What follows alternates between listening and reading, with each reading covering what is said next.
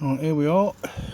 Behind this cupboard, little cubby hole here, there's a little 10 or 8mm bolt here that unscrews, and then this pulls down slightly and pulls out, and your OBD2 reader is tucked up under there.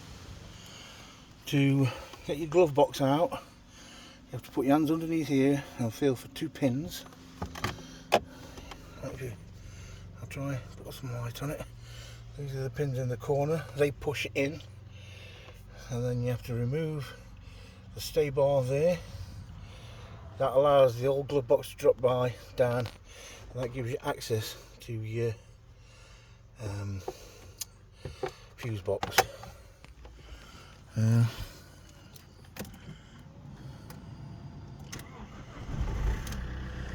On your multifunction display, it's controlled by a button on the end. It says trip, and as you cycle through, as you can see, we've got error codes at the moment because doors open and things, and the ABS sensor's not been fitted. All of these will go away once you've reset the codes. Alright.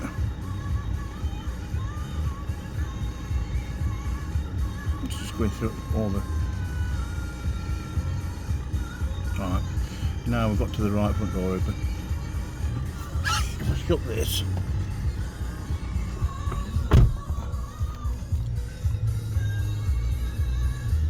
It appears with these.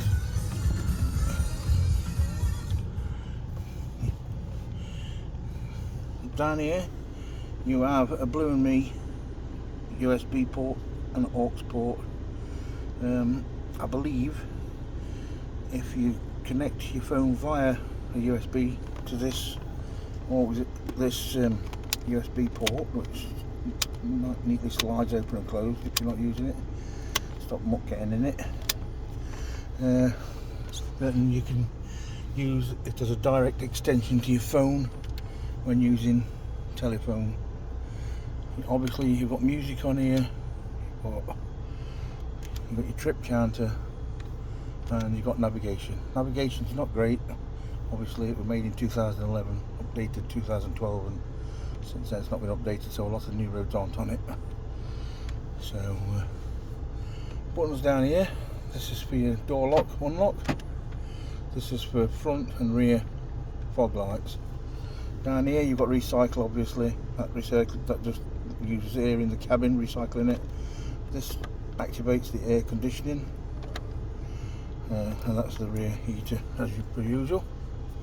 Just turn this off because we're not going anywhere. This here, if you put another radio in, this needs to stay because this is your GPS aerial. On the centre console you've got 2 cup holders, quite usable, sorry about the mess. You've got a top locker, you put in maybe your wallet in or some keys or something. This doubles as an armrest and slides forwards or backwards depending on your comfort level. There's also a switch underneath here, a bottle store, drink store, whatever. This works along with the heater. It makes hot things hot, cold things cold, depending on whether you've got the heater on or the air conditioning. This little button up here, I don't think it works anymore. It is for breakdown cover, if you were signed up back in the day. These are ambient lights, 2 small ones here are the ambient lights, and then you've got various different settings for your spotlights. This is for the door, not door, whatever. Okay, right, you've got extra settings. Oh, this is the multifunction displays now come back online. Let me just turn the light off because we don't really need it. Wait for it to focus. As you can see, you've got instant consumption. If you press the button on the end of the stalk, it cycles through average speed, time travelled, the radio station, the range, the trip distance, etc. All these things. I like to leave it on instant consumption because it's an easy, quick way of determining how much fuel you're using or not using. If you're wanting to use the radio, this preset button here, this is where you can actually make presets of your own or use presets that are already tuned in. All the adjustments are done with this button. So, and then you press on this button to finalise your choice. I usually keep trip counter on because I always use my phone. This gives you a readout of how many miles to empty. It's average, and it will change, you know, depending on your driving style or whether you're in heavy or flowing traffic. Your miles per gallon. This is a live reading, as you can see, because it says instant information is highlighted below. If you want, this is the trip. This is the trip that me and Diane did. I reset it before we came out. You can reset it every time you put fuel in if you want to monitor your miles to gallon, your average miles, etc. So since we've been down here, we did 262 miles, averaging 51 to the gallon. And then you reset them simply by pressing and holding that. It comes up reset trip A, and that's off. Reset trip carried out. So now trip A, when it goes down to it, will say no miles, no MPG, no time. So next time you use it, that will start your new trip. This one's a previous trip. I think it shuffles them down as you make new trips. This symbol tells you that the sat nav is muted. This number gives you your altitude and obviously your current. This is a fairly accurate compass.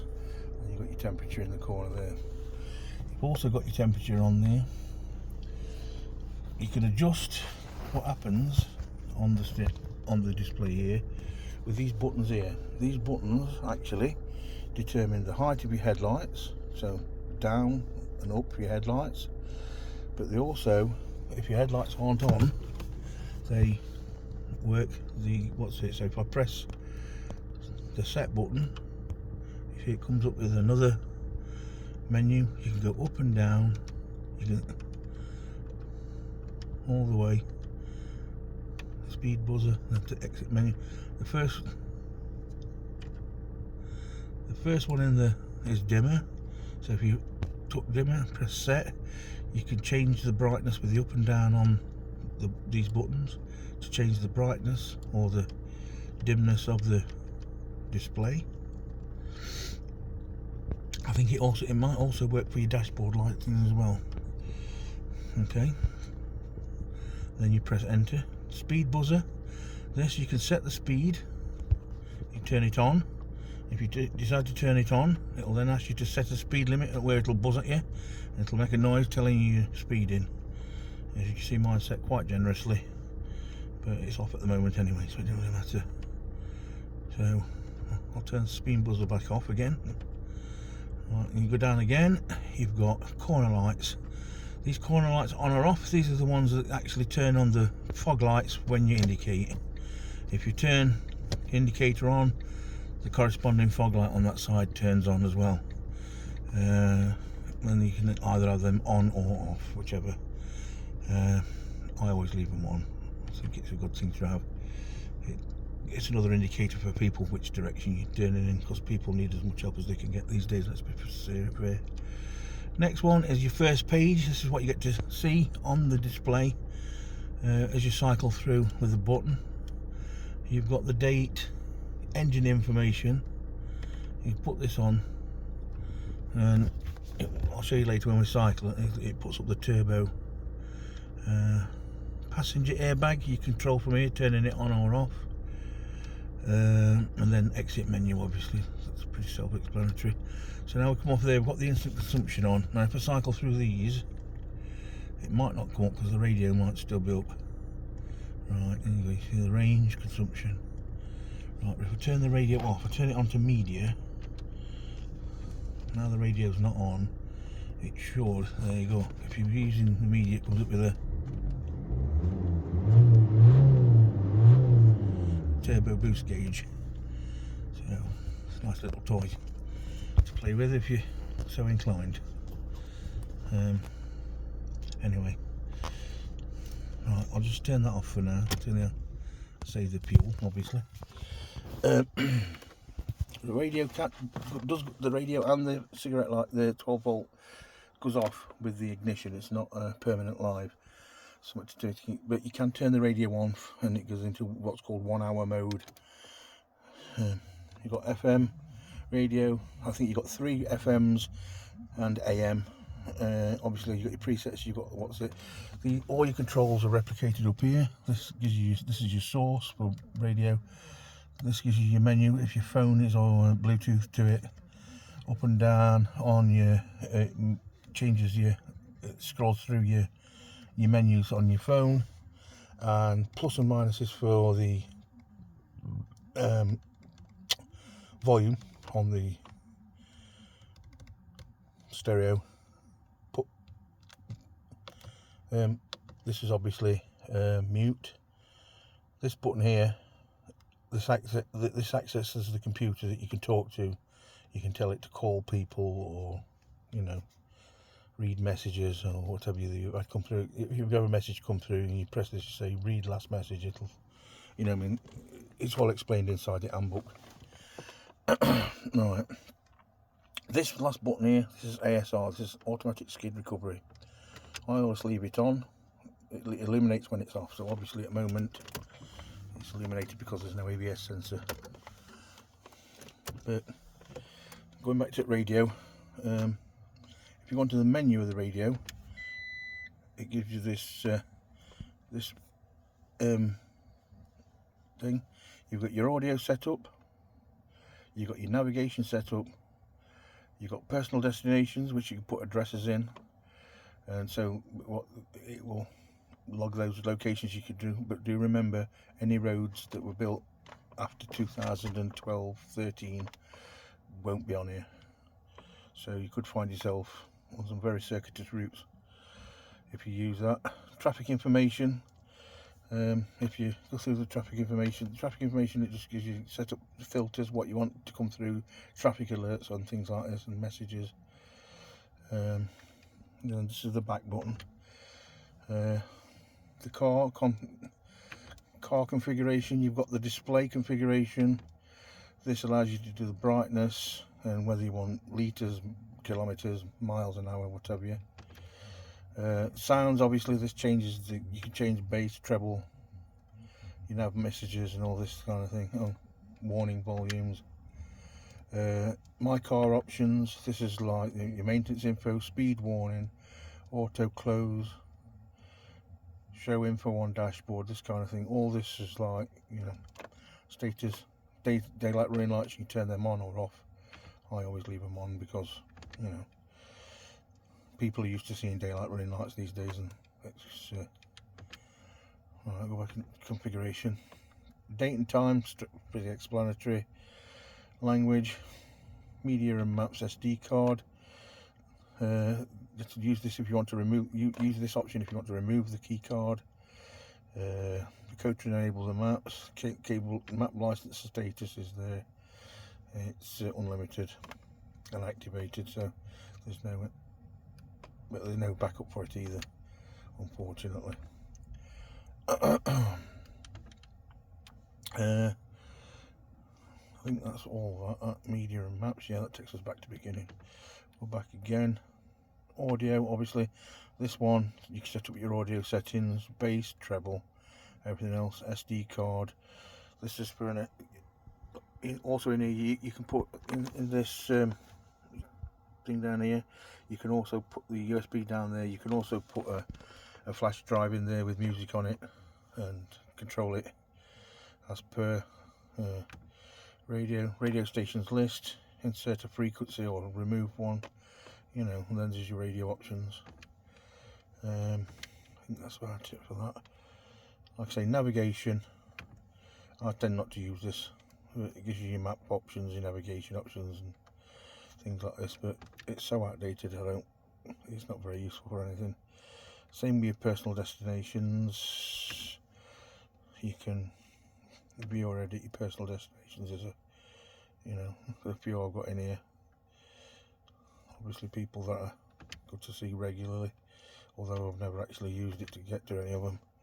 And last one is your travel information. I've already been through that one, so there you are. That's a bit of a quick walkthrough. Across your bottom there, obviously you've got nav, trip, telephone and music. I've got a CD player. I don't think there's anything in it. No, it don't look like it. But like I say, I usually keep it on trip. It's a nice easy way to glance. You see what kind of miles to gallon you're doing. You know, I usually keep it on instant so that I gain live feed of what miles I've got left and how well I'm driving. So yeah, that's pretty much it. The back seats slide backwards and forwards. There's the handles down at the far corner there, and they slide backwards and forwards. They also tilt forwards. If you want to tilt the seats forwards, there's roller blinds in the back that need to be disconnected. I'll just show you them now. Just turn the ignition off. Oh, the locking wheel nut is in a little velvet bag in the door pocket to stop it rattling and driving you balmy. This is for your sunglasses.